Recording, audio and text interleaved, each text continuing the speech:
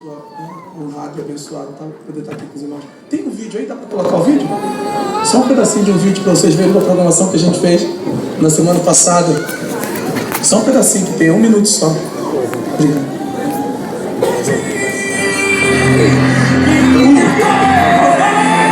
Nosso tempo. A questão dos refugiados é uma questão forte no mundo todo. Estima-se que mais de 20 milhões de refugiados no mundo hoje, vindo para a Europa, vindo de uma parte a maior parte da Síria, uma parte da África. E é uma discussão internacional, que tem um caráter internacional, especialmente quando a gente pensa que hoje a mídia dá muito mais visibilidade, voz, a tudo que está acontecendo. A gente não tem, por exemplo, uma noção para fora daqui de alguns lugares da Europa, alguns continentes, do que foi, por exemplo, a questão da guerra em Ruanda.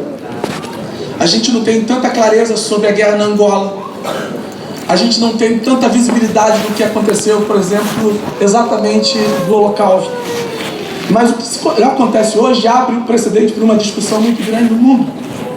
E eu estava essa semana em São Paulo conversando com um pastor, um grande amigo, e ele falando uma coisa interessante. Ele falou: olha, a minha família é uma família de refugiados. Eu sou branco, eu tenho uma classe, sou de classe média alta, mas a minha família é uma família que chegou no Brasil. Meu avô chegou no Brasil refugiado de guerra. E hoje no Brasil você encontra colônias italianas maior, talvez uma das maiores colônias italianas do mundo é no estado de São Paulo. Uma das maiores colônias japoneses fora da Ásia é no estado de São Paulo. Uma colônia enorme de libaneses, de sírios, clubes, sociedades, de judeus. Uma quantidade enorme de alemães, de americanos, de norte-americanos estão hospedados hoje no Brasil, criaram raízes ali, mas na verdade são frutos de gente refugiada, gente que sofreu o drama da guerra e que foram acolhidas e recebidas no Brasil. Isso nos faz pensar em muitas coisas. As maiores fortunas hoje do Brasil estão nas mãos de refugiados, de gente que sofreu, de família, de sangue que sofreu perseguição, que perdeu tudo, que perdeu história, que perdeu identidade, que perdeu registros, que perdeu nome, que perdeu sobrenome, que perdeu entes queridos, que não sabem mais quem mãe e pai enterraram os seus mortos não foram enterrados, e que hoje ressignificaram uma história. Eles conseguiram se adaptar no mundo novo. Isso me faz pensar, por exemplo, que o que o apóstolo Paulo fala, que nós somos peregrinos nessa terra. De certa forma, nós somos meio que refugiados, nós saímos do mundo do Senhor Cristo. Estamos numa grande peregrinação. Isso me faz pensar, por exemplo, que a Inglaterra, os primórdios desse país, se dá a partir do refúgio. Foi uma saída, foi uma fuga de comunidades alemãs, de guetos, e eles, por causa de perseguição cultural, política, eles se refugiaram aqui. E hoje, depois de muitos anos, se tornou a maior potência do mundo, que influencia o mundo todo, que estabelece para o mundo uma nova língua. Língua que não era a sua língua mater, era uma língua herdada, uma língua adaptada, uma língua criada a partir, de certa forma, de um refúgio. Isso me faz pensar, por exemplo, que os Estados Unidos, que é filho da Inglaterra, é a maior potência do mundo, eles saíram, a maioria deles, de cristãos perseguidos nesse continente. E o que tem a ver, tudo isso que eu estou falando com vocês, com Neemias?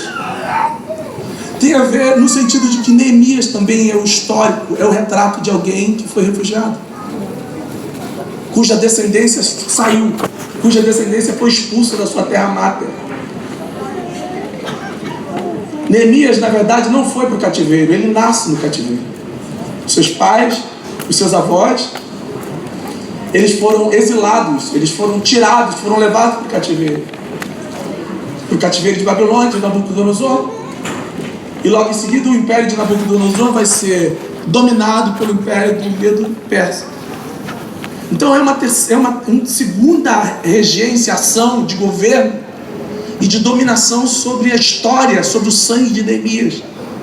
No entanto, queridos, Neemias consegue se adaptar à nova realidade. E a minha pergunta para você nessa manhã é: o quanto você está disposto a se adaptar? O quanto você está disposto a não ser entregue como simplesmente refém ou uma situação de desterro?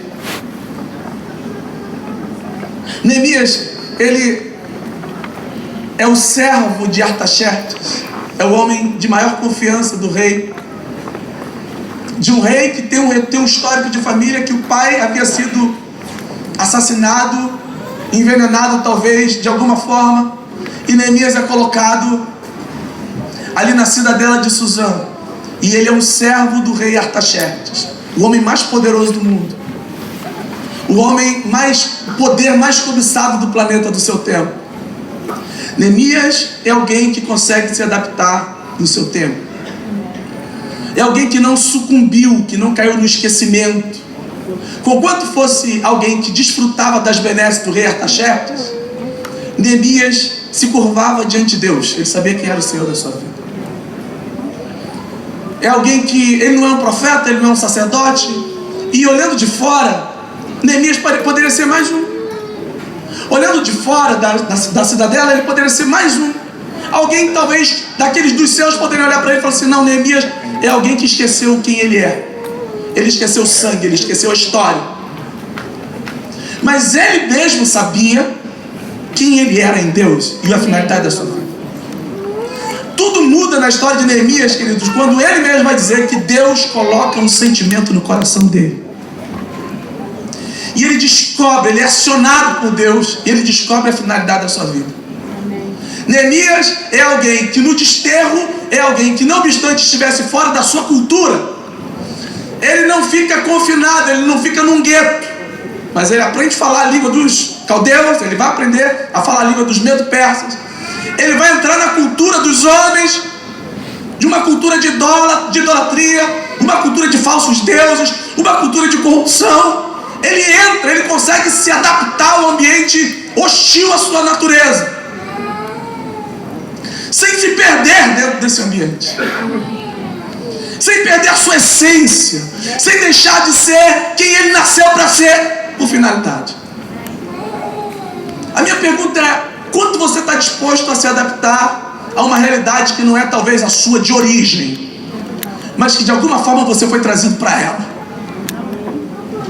Uma das coisas, um dos sintomas que a gente percebe, por exemplo, na evangelização do Brasil, é que muitas igrejas começaram no Brasil e os missionários tiveram dificuldade de se adaptar à cultura, à língua.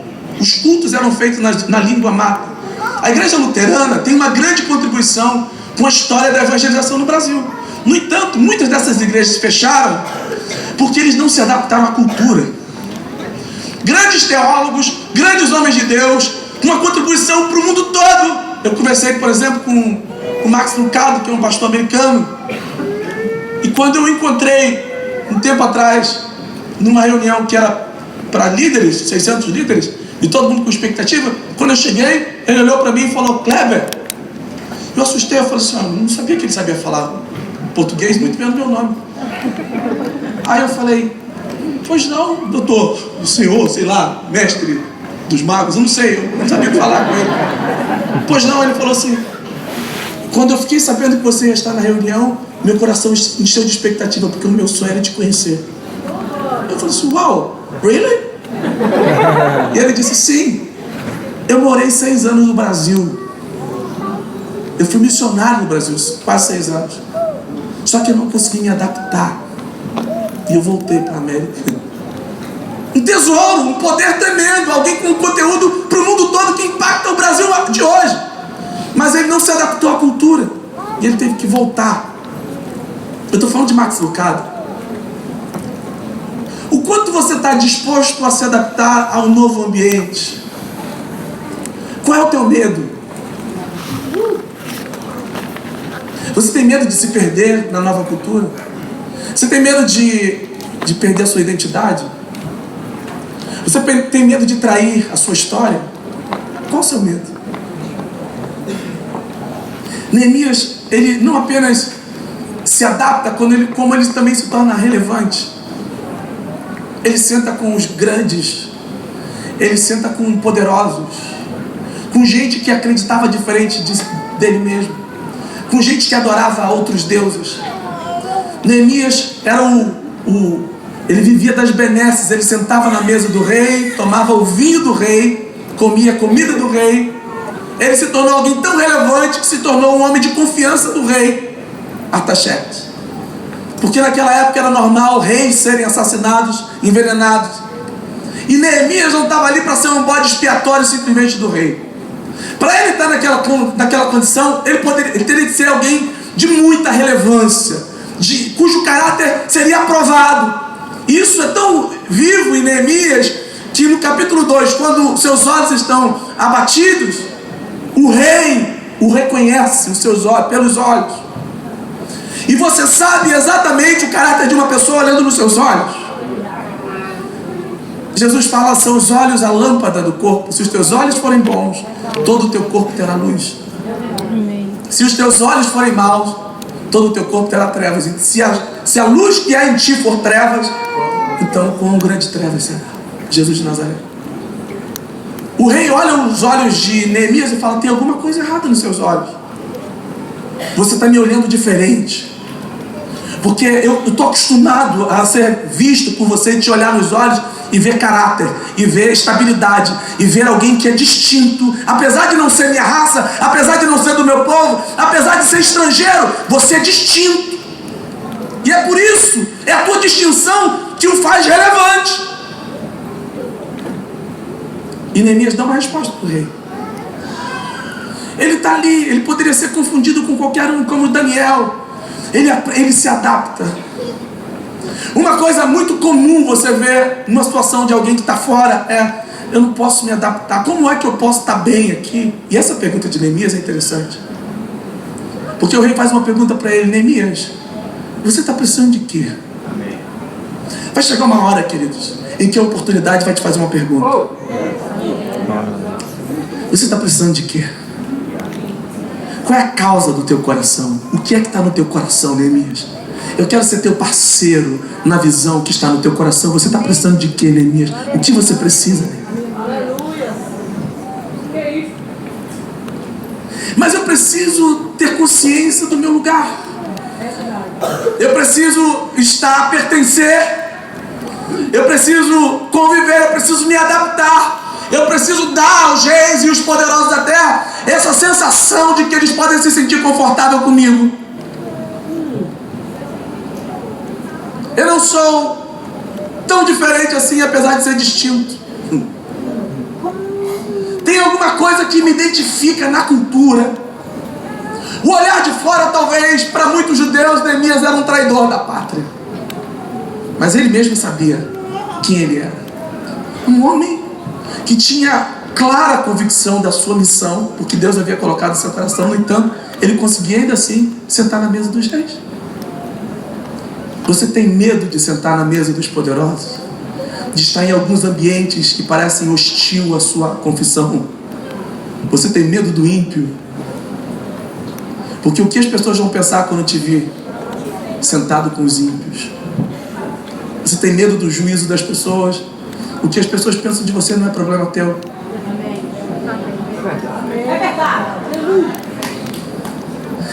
Essa é a condição do Cristo, amados. Ele era o Messias, ele era o Mestre, mas ele era uma grande contradição. Ele era um Deus transgressor, porque sendo Deus santo, justo, bom e puro, e Mestre e Rabi, ele sentava com pecadores, convivia com eles. Ele entra na casa de Mateus, um traidor. Ele dorme na casa de Zaqueu, um lava-jato. Ele convive com uma mulher samaritana, ele expulsa demônio de Maria Madalena. Uma mulher adúltera lava os seus pés. E para ele estava ok. Ele não tinha medo do que as pessoas iriam pensar dele, porque ele sabia quem ele era. Você tem medo de quê? Dos olhares, dos juízos, da religião. O teu maior medo são os demônios da casa de Artaxerxes ou são os demônios da casa da religião? Deus te chamou. Se Deus te chamou para esse lugar, Ele quer que você conviva ali, você se adapte. Amém. Que você aprenda a falar a língua. Glória a Deus. Que você aprenda a cultura. Amém. Que você não tenha medo de sentar na mesa dos poderosos, ainda que eles sejam iníquos, ainda que eles sejam ímpios, porque dentro de você há uma certeza da sua identidade, Glória a e da Deus. sua natureza, e da função, Amém. e do propósito da sua Aleluia. existência. Você tem medo de quê? Porque vai chegar uma hora, naquele ambiente de aparente hostilidade, que o rei vai te fazer uma pergunta. Você precisa de quê, Neemias? Glória a Deus. O que é que está no teu coração que não está no coração dos caldeus e dos persas, que não me olham nos olhos? Eu quero abraçar a tua causa. Amém, Jesus. Então a gente vê duas situações que eu quero pensar com vocês. Por um lado, você vê um homem que tinha convicção de quem ele era. Quando ele descobre o relatório da cidade de Jerusalém, que ele nem tinha convivido, era a cidade de seus pais, ele ora e jejua, e por 4 meses ele está diante de Deus pedindo perdão dos pecados da nação, dos seus pais e dele mesmo. Porque é uma ilusão você denunciar o pecado do outro e não olhar para o seu próprio pecado. Não julgue teu irmão porque o pecado dele é diferente do seu. Você só tem capacidade de olhar para o pecado da nação quando você consegue ver o seu próprio pecado. Aleluia. É mais fácil falar da Dilma do que a gente olhar para a nossa própria história.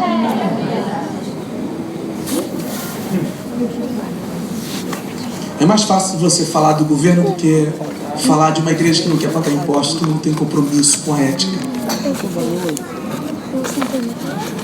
Então ele fica 4 meses orando por ele, orando pela família dele, orando pela nação. É um homem que se curva diante de Deus. É um homem que, conquanto esteja sentado à mesa de Artaxerxes, Tá te incomodando, não?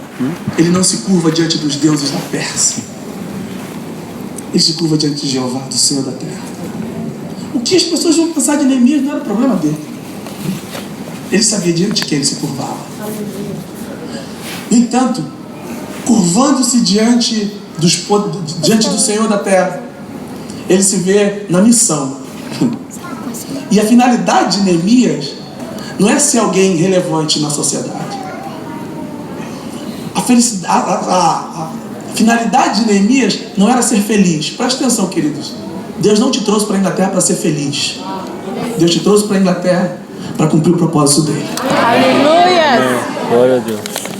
É a grande ilusão desse nosso evangelho, do nosso tempo, é a felicidade. Eu quero a minha felicidade. A tua felicidade não é finalidade de Deus, não é finalidade da tua vida, não é propósito final de Deus. A finalidade do propósito de Deus da tua vida é o propósito dele se cumprindo na tua história. É você sendo alguém, instrumento na mão do Senhor. Essa é a finalidade de Deus. A finalidade de Deus não é a nossa felicidade. Glória a Deus. Que Deus te abençoe em todas as áreas da tua vida. Amém. Mas isso não pode te definir. E nem pode definir a história da tua vida. Porque tem muito mais gente com muito mais dinheiro do que você possa imaginar que está acabando com a própria vida. Porque conquistaram o mundo inteiro, estão com a alma perdida. Não encontraram propósito. Não descobriram a que vieram. A finalidade de Neemias não era sentar na mesa do rei. Era ouvir a voz que Deus tinha colocado no seu coração. O Senhor colocou uma palavra no meu coração. E quando o rei chega para mim e fala: o que você precisa, Neemias? Ele poderia falar assim: ô rei, eu estou tão feliz aqui, mas eu queria ter minha própria casa. Quando a oportunidade bate à sua porta, o que você pede? Eu quero meu papel, rei. Eu quero a minha autonomia de trabalho, eu quero meu carro zero, eu quero ver minha família abençoada. Quando a oportunidade bater na tua porta, qual é a resposta que você tem para ela? Neemias fala: como eu posso viver feliz, sabendo que existe um propósito maior para a minha vida? A cidade dos meus pais está perecendo, em grande ruína. Os muros foram quebrados e as portas estão queimadas a fogo. Eu quero sair dessa zona de conforto. Eu quero desconstruir esse mito da pós-modernidade, da felicidade a qualquer custo. Eu não me contento na cidadela de Suzano, sabendo que existe uma função maior. Eu quero sair desse meu mundinho e entrar no mundo de Deus e saber por que Deus me trouxe para esse lugar. O que é que eu estou fazendo aqui? Amém. Na vida de quem que eu vou ser instrumento libertador? Eu vou emancipar quem? Eu vou restaurar muro de quem? Eu vou curar vidas de quem? Eu vou restaurar as portas de quem? Quem é que vai ser instrumento, diante de quem eu vou ser instrumento na mão de Deus para libertar? Qual é a finalidade da minha vida? A oportunidade vai te chamar. Neemias, você está precisando de quê? Eu quero mais segurança, eu quero mais poder. Veja que Neemias vai ser governador lá em Jerusalém, mas ele não pede para ser governador. Ele fala: eu quero restaurar os muros, eu quero restaurar portas, eu quero restaurar a história. Eu fui colocado nesse planeta para fazer história, e eu quero fazer história. Amém, Jesus. Aleluia. O diário de Neemias poderia ter um conteúdo puro e simplesmente social, puro e simplesmente de alguém que desfrutou das benesses da vida. Mas ao invés de fazer do seu diário um instrumento que glorificasse seu próprio nome, o diário de Neemias, na verdade, é um grande memorial. Ele fala: Senhor, que isso seja por memorial na terra, que eu vi a desgraça e me importei, que vi o nu e cobri, que vi que eu poderia ser um instrumento nas tuas mãos e fui lá e fiz, que isso seja colocado para a memória. Eu não quero simplesmente ter uma história bonita para contar para vocês, eu quero ter um legado para ser deixado. Você está precisando de quê, Neemias? Quantas oportunidades batem na nossa porta e a gente não sabe pedir? A gente pede mal. A gente pede e não recebe porque a gente pede mal. A gente não sabe orar. A gente não faz a conta certa. A gente não faz a oração certa. E a gente está lutando e a gente acha que está degladiando contra o diabo. E não é contra o diabo que você está lutando. Tem portas que não é Satanás que fecha. Tem porta que não são homens que fecham para você. Tem porta que é o próprio Deus que fecha. Porque se não for o melhor, Ele não vai abrir porta. A porta de Deus que Ele abre, ela tem a ver com o propósito dEle. E a oração não é: Senhor, realize os meus sonhos, mas Senhor, onde é que eu me encaixo nos teus?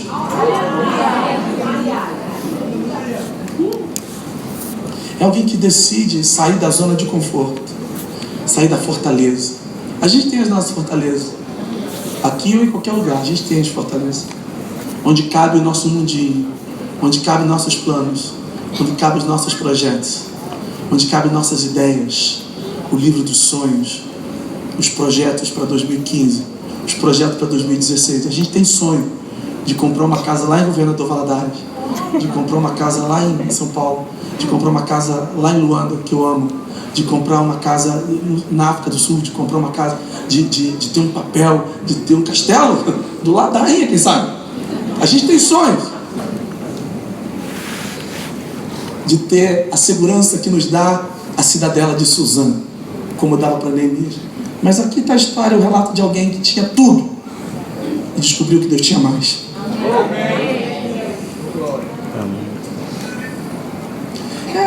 Era mais confortável para ele estar comendo a melhor comida do planeta, os melhores vinhos do mundo, convivendo com as pessoas mais interessantes. O poder estava na mão dele.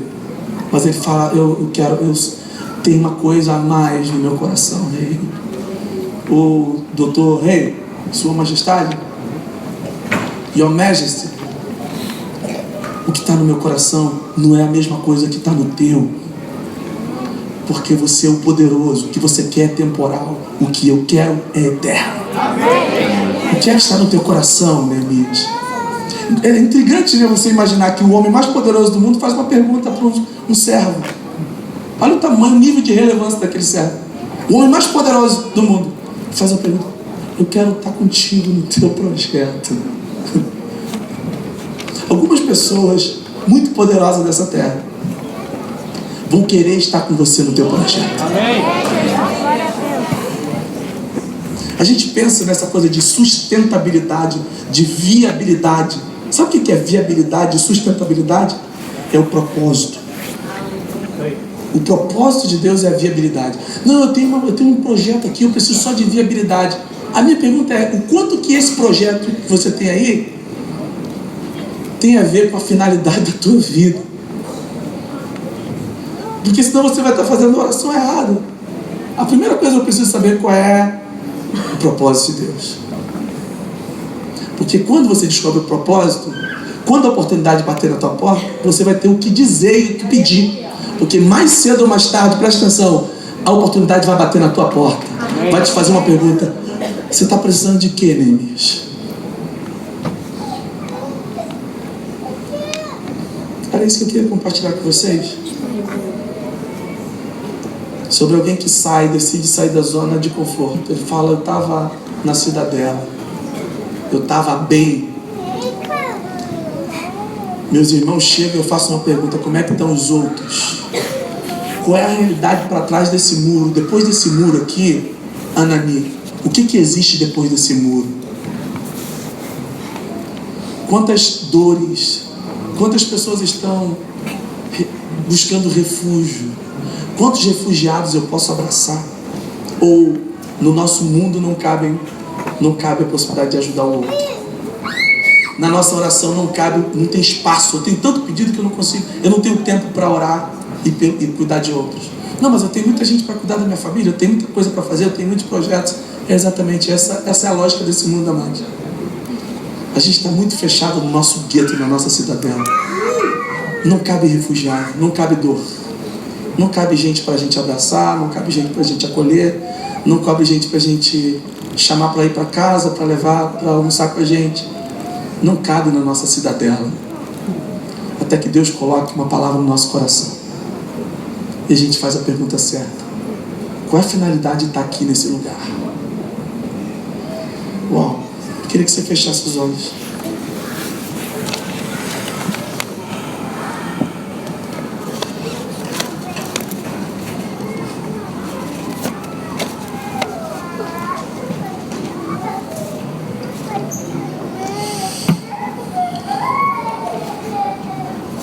Que eu sinto no meu coração tem uma palavra que é temor.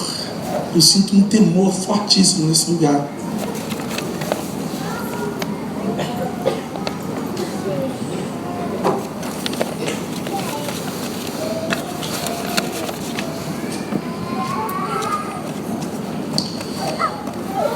Neemias viveu com um sentimento de missão e de relevância. Eu sei que Deus me colocou nesse lugar para ser relevante, para cumprir um propósito aqui. A minha finalidade não é a mesa do rei, mas é me curvar diante do Senhor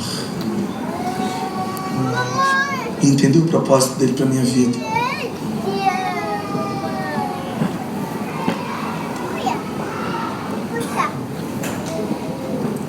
Fala para ele: Senhor, eu quero alinhar os meus sonhos com o teu sonho. Eu quero a tua vontade, eu quero viver o teu reino na minha vida. Eu posso ir além, eu posso ir mais longe.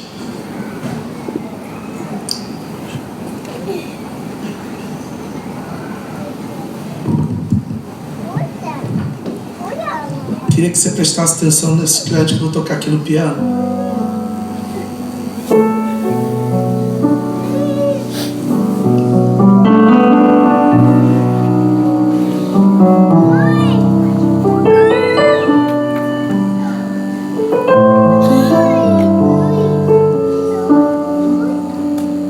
O Espírito do Senhor está presente para consolar. É Deus com a gente exalando vida, forças para caminhar. O Espírito do Senhor está presente para consolar. É Deus com a gente exalando vida, forças para caminhar. E Ele nos ungiu para pregar libertação e quebrar cadeias,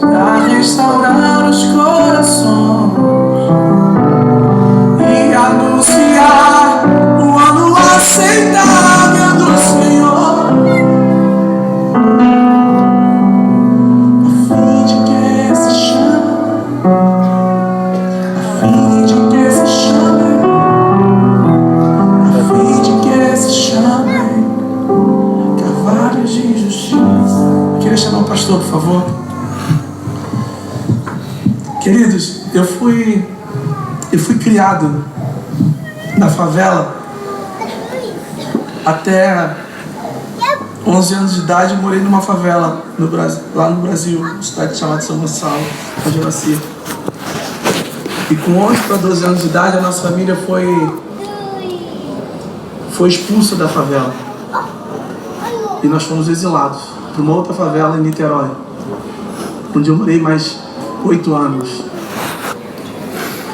E eu sou filho de mãe solteira, que criou filhos sozinha, como lavadeira de roupa, casa de famílias.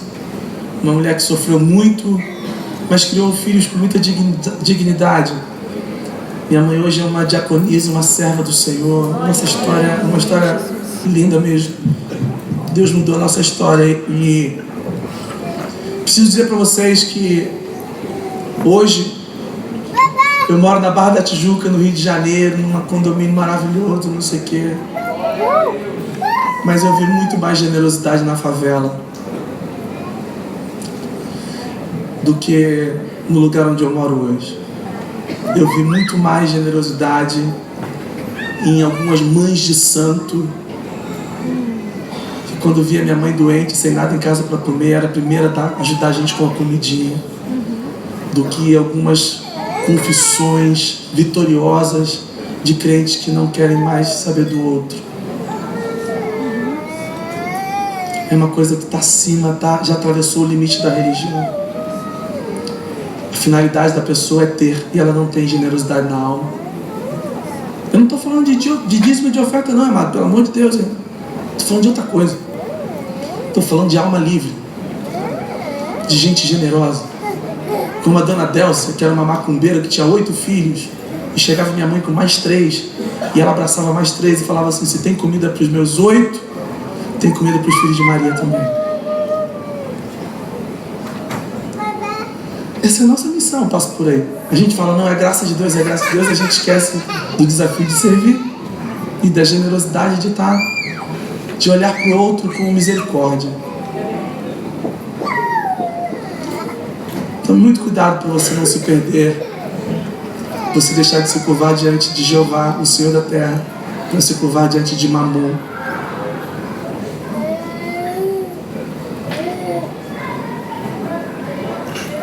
E Ele nos ungiu para pregar libertação.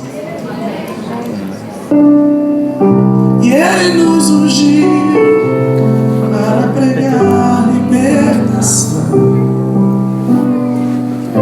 e quebrar cadeias, para restaurar os corações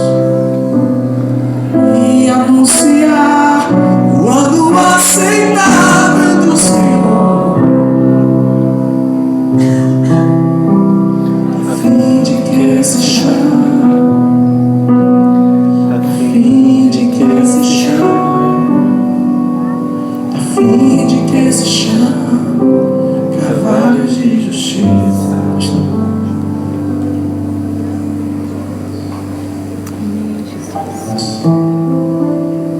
Glórias no nome do Senhor. Amém. Alguém feliz com Jesus aqui nessa manhã? Eu estava ouvindo o Kleber Lucas ali, cantando, pregando. E quando fala-se de música, eu não sou muito eclético. Eu tenho problemas em ouvir música. Eu acho que é trauma. Eu não consigo cantar, então eu não ouço música. Então, critério de música, eu sou muito seletivo. E eu amo ouvir o Kleber Lucas, porque a música que ele transmite é uma profecia cantada. Tem base, tem peso, tem Bíblia, tem conexão com Deus, de forma que a gente ouve e não apenas canta, a gente sente. A gente não apenas coloca para fora, fica dentro. E é muito gostoso isso. E eu estava meditando ali nas letras da música e no que o Kleber Lucas estava falando. E eu pedi a Deus uma palavra para entregar a você nessa manhã, para que possamos ofertar na casa do Senhor. E desceu uma palavra no meu coração, Coríntios capítulo 15, o versículo 20 diz assim, 1 Coríntios capítulo 15, verso 20, deixa eu ler para você, eu vou ler só um versículo, mas eu queria 3, 4 minutos para poder explanar isso aqui para você. Diz assim o texto sagrado. Vamos lá? É possível jogar lá?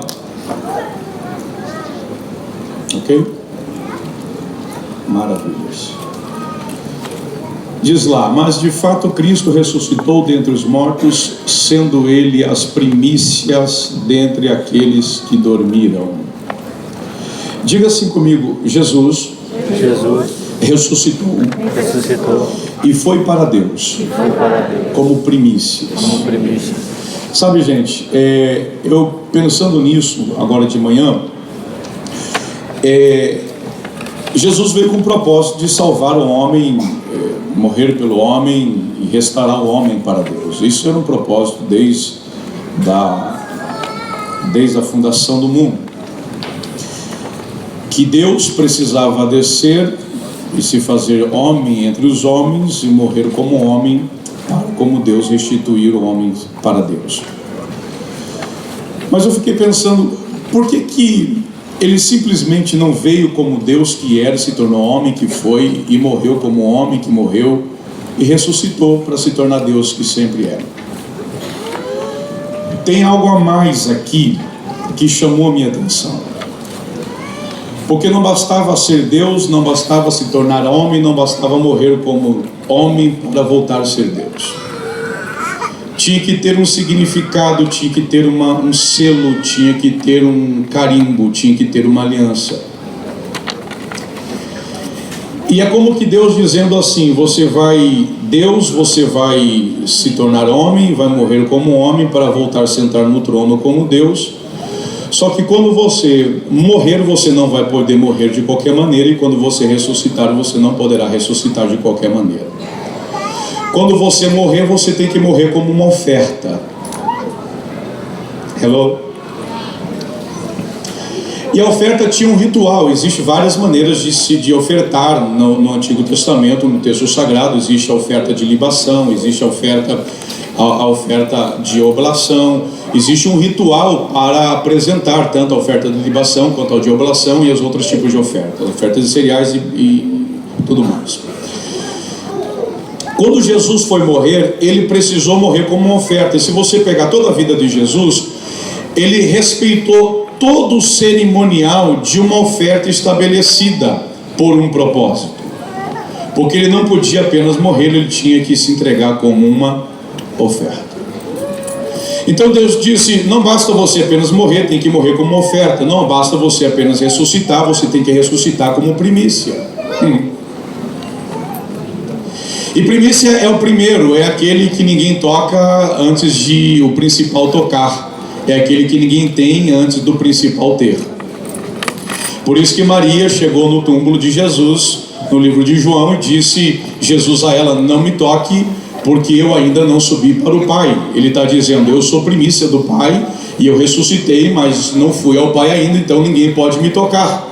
8 dias depois, ele aparece dentro da casa com os discípulos e diz, Tomé, toca aqui. Por que para Maria ele diz, não me toque, e agora para Tomé ele me diz, me toque? É porque entre esses 8 dias da aparição para Maria e a aparição para os discípulos, ele tinha subido ao Pai e se apresentado ao Pai como primícia.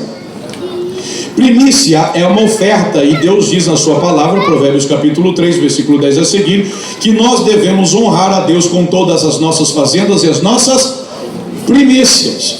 Então eu entendo que não basta apenas morrer, tem que morrer como oferta, e não basta apenas ressuscitar, tem que ressuscitar como primícia. Sabe, eu fico imaginando por que Deus, ele não faz diretamente o que precisa fazer, ele tem que estabelecer oferta no meio de tudo isso, por algumas razões. Lá no Gênesis, quando o homem pecou, Deus pega um cordeiro, mata o cordeiro para fazer da pele do cordeiro vestimenta para Adão e Eva.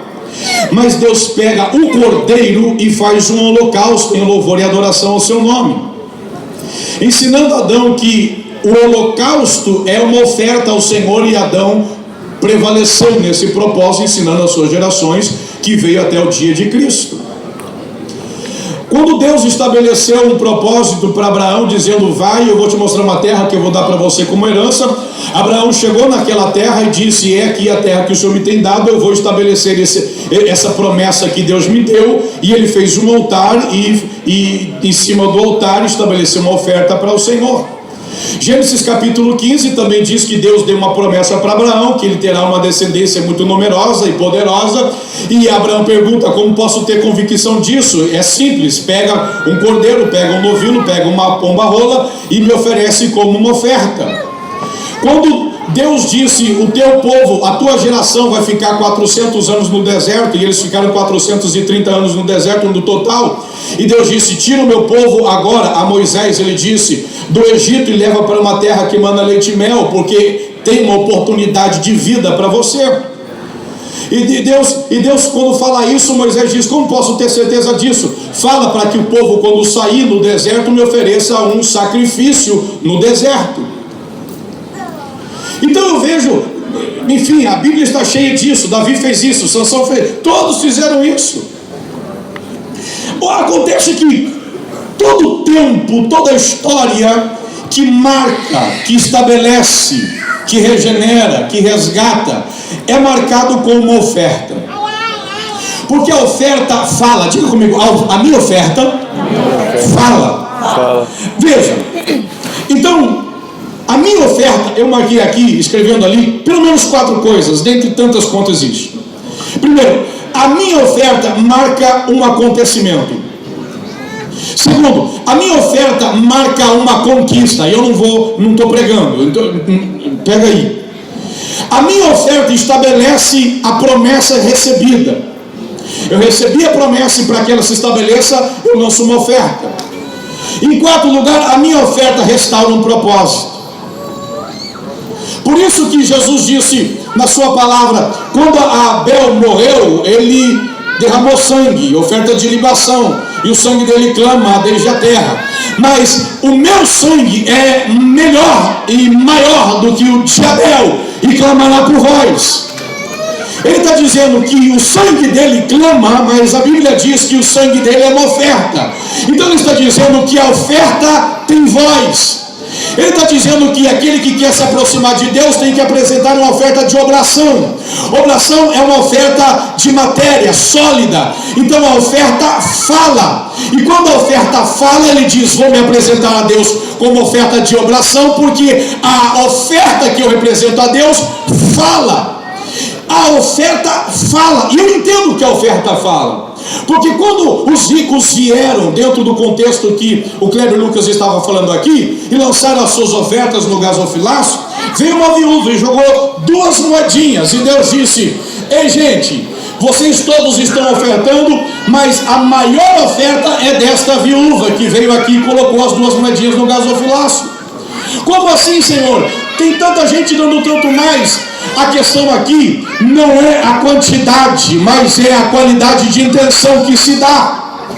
Agora, como que eu sei a intenção do coração se eu não vejo a intenção pela quantidade? Se eu olhar para a quantidade, eu digo: o mais rico é o que deu mais, louvado seja Deus. Mas Deus olha e diz: a mais pobre é o que deu mais. Como assim? É porque a oferta fala. Deus não olhou a atitude, Deus ouviu a oferta. A minha oferta fala. A tua oferta fala. A minha oferta, ela marca um acontecimento, ela marca uma conquista, ela estabelece uma promessa e ela restaura um propósito. Eu não sei qual área que você precisa, mas a tua oferta nessa manhã vai fazer alguma coisa em Deus acontecer na sua vida. E eu acredito muito na palavra profética. Então eu gostaria que você comprasse essa palavra nessa manhã e dissesse: Senhor, eu creio nessa palavra, porque não é a palavra do pastor, é a palavra da tua palavra, que só está sendo transmitida pelo pastor. Então pega essa palavra em nome de Jesus Cristo, e eu queria que você preparasse a sua melhor oferta. E afirmar para você que a sua maior oferta não é a quantidade que dá, mas é a intensidade do coração que se estabelece. Para alguns a maior e melhor oferta pode ser 100, 500, 1000. Não sei se assim ou é, eu faço em nome de Jesus. Mas talvez eu estou falando com pessoas aqui que veio e está numa situação que o Kleber Lucas falou aqui. E talvez o que você tenha no bolso é uma moedinha. Talvez você está pensando o que vai comer em casa. Jesus podia ter dito: ô viúva, não faça isso não, porque vai faltar para você. Ela não tinha talvez o que comer na sua casa o resto do mês. E Deus não se importou de ela entregar o que tinha, porque Deus sabe que a oferta fala, e a oferta que fala não volta vazia. A oferta que fica diante de Deus vai interceder por você, por um propósito restabelecido. Então, em nome de Jesus Cristo, não importa como você está, do jeito que você se encontra, a tua oferta vai clamar por você diante de Deus nessa manhã. Glória a Deus. Em nome de Jesus, pega o seu envelope que está aí na frente da sua cadeira. Eu queria orar por você. Ainda que você não tenha nada, pega esse envelope. Ainda que você tenha uma moedinha, pega esse envelope.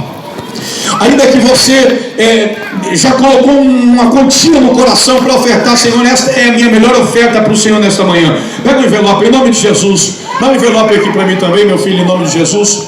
Maravilha. Obrigado, querido.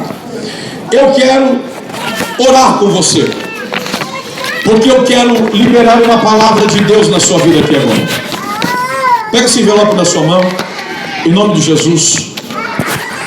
Levante o teu envelope na sua mão. Pastor, eu não tenho o que ofertar. Você vai dizer: Senhor, eu vou colocar esse envelope aqui vazio lá, como uma oferta que o meu coração queria dar, mas eu não tenho.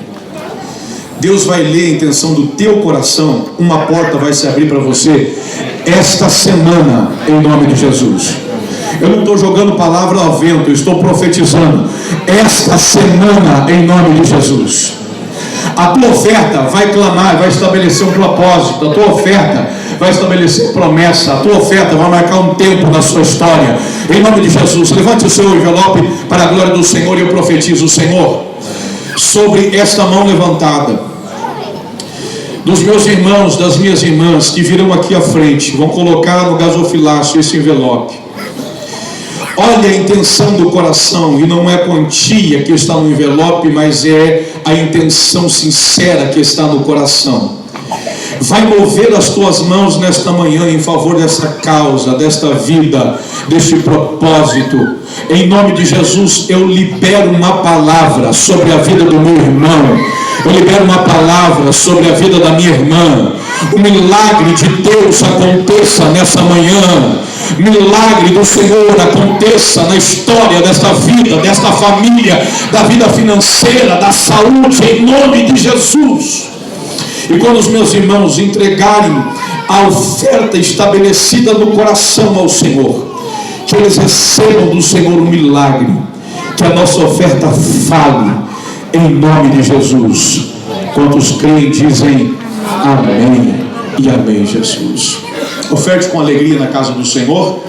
Nós vamos cantar e celebrar ao Senhor Jesus Cristo. Enquanto nós estamos cantando uma canção, você pode vir com a sua família, em nome de Jesus. Você que deseja ofertar usando cartão de crédito, cartão de débito, só dê um sinalzinho com a sua mão. Cada fileira de banco tem 2 pessoas pelo menos